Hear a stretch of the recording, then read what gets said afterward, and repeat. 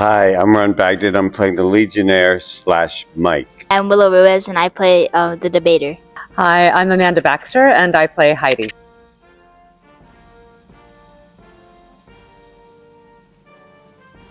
I did not see the show on Broadway, and I had never read it until I knew I was going to audition for it. And when I read it, I'm not sure what I expected it to be, but I was absolutely blown away by how masterfully written it was, by how personal it was, by how important it is, and so relevant to the times that we're living in.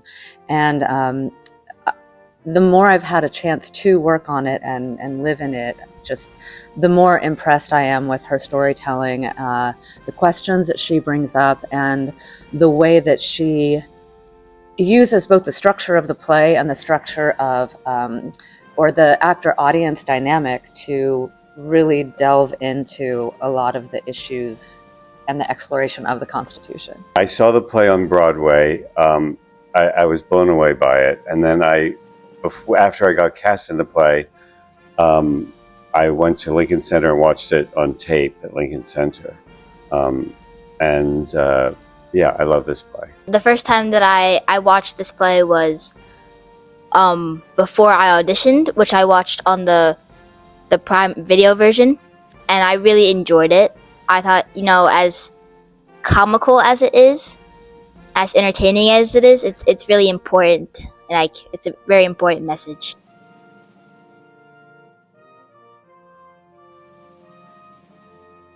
My experience of this theater, it's a wonderful theater. It's so organized. Everyone's on top of it. Everyone's very supportive of you.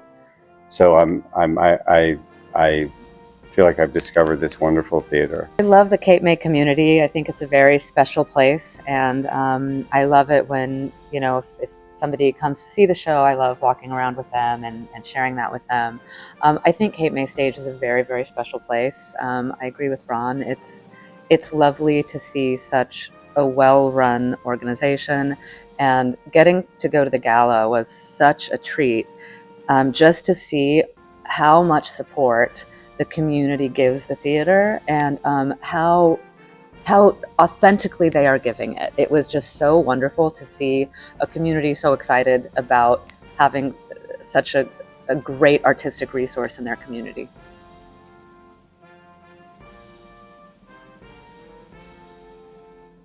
I hope that a big takeaway from this is that people have learned something about how certain people have been protected or not protected in this country, and how that might need to change.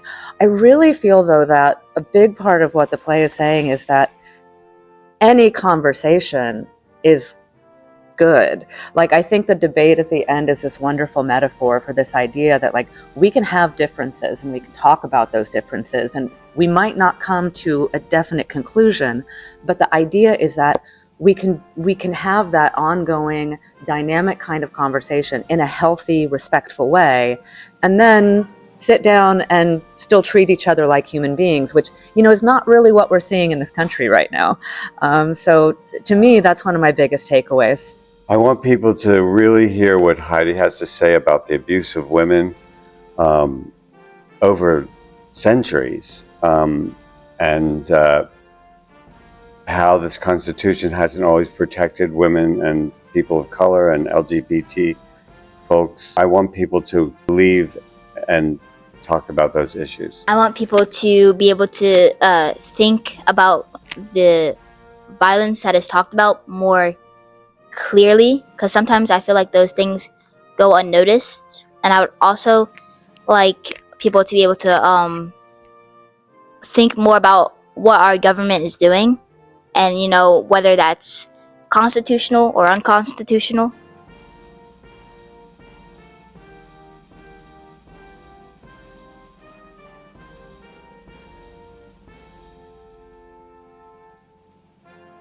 I think they're very different in a couple of ways. One is the roles that I did for Holmes and Watson. I played 3 different characters. distinctly different. So I changed my voice, I changed my physicality. I would sometimes leave the theater and someone would say, "Oh, I didn't recognize you," which was an enormous compliment. And so for Heidi, I use my own voice. I use a lot of my own physicality for her. And I noticed, like, interestingly, when I was memorizing it, the speech felt very natural to me, like the cadence felt very natural. So it's been interesting, even though I am playing a character, to kind of examine those, like the similarities that I have with the character. The other major difference is that, for 2B, I had, 3 scene partners, and essentially, for the most part, there is a fourth wall in that play. And the action was largely between the 4 of us on stage with a little bit of audience interaction. This, of course, I'm interacting with, Ron and Willow as my scene partners, and we have had rehearsal and we know what we're doing. But one of my main scene partners in this play is the audience. And so I could realize, like, as we went into tech and as we went into everything, that that scene partner is going to change every night. And that has required like a different kind of openness, I think, and a different kind of flexibility. It's very exciting to kind of have that experience and to have a different experience every night in such a direct way.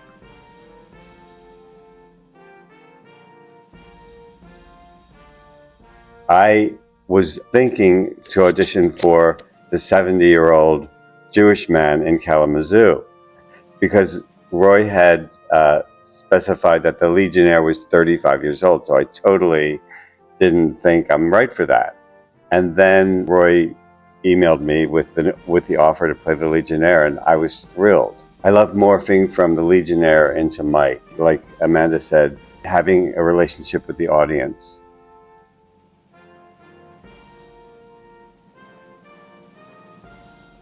My favorite play that I've been a part of was Finding Nemo Jr., which I did the summer before 6th grade, and is my favorite because it was the first show that I got a lead role in outside of school, which was Nemo.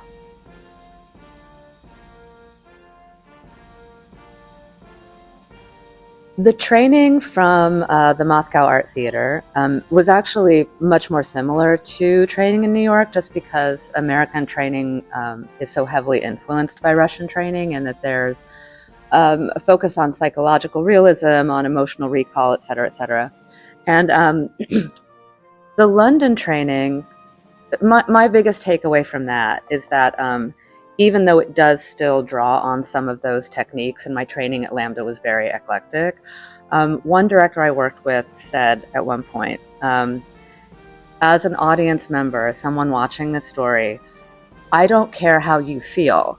I care about what you communicate to me.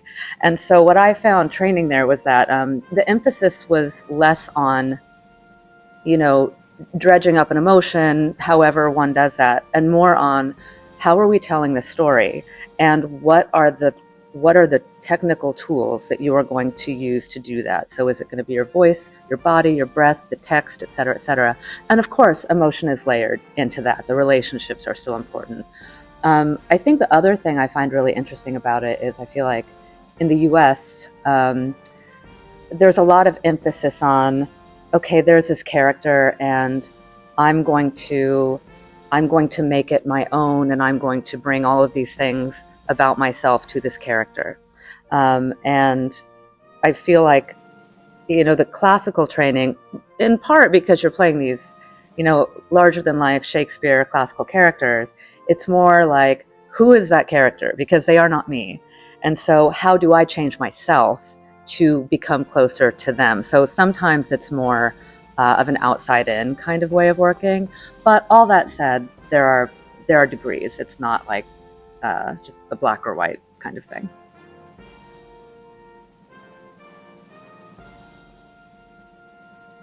I love Cape May. I love downtown Cape May here. And no, I don't miss the busyness of the city. I actually live in North Bergen, New Jersey, right outside of Manhattan.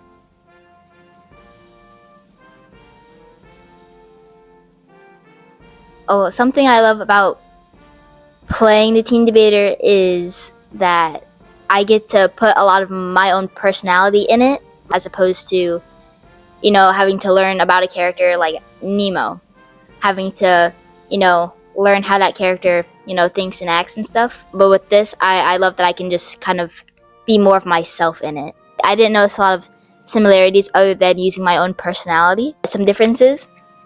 I believe I did have an imaginary friend in kindergarten. I would never do debate, like, willingly. I don't like to argue and stuff, so that would never be a personal choice.